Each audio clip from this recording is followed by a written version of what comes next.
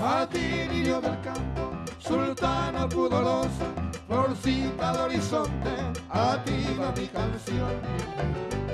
Para esa sarteneña, oh niña candorosa, estrella de mi dicha, mi luz, mi adoración.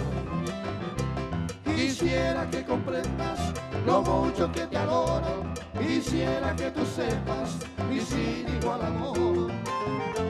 Pensando en tu belleza, no hallo más tesoro, y encuentro en esta tierra otra castiza flor.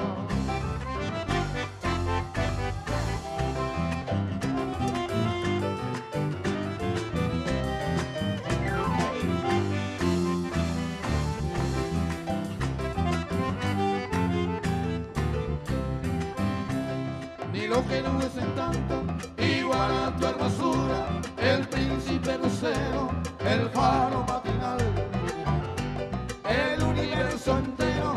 Ay, mira tu escultura, oh niña de mi sueño, virífica de estar.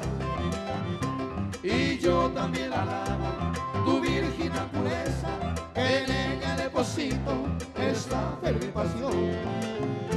Porque mañana pueda llegarte con prestes, devoto ante tus plantas, rendir mi adoración. Ya vi a país, tengo entre amigos.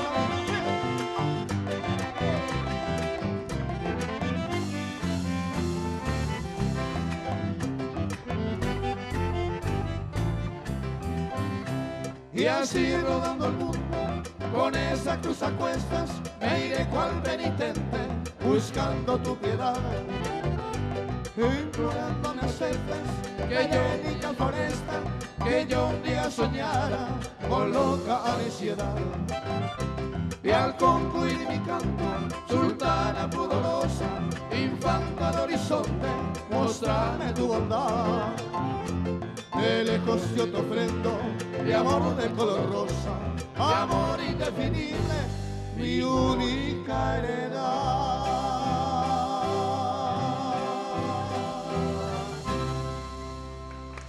Buena, buena, buena. Buena, buena.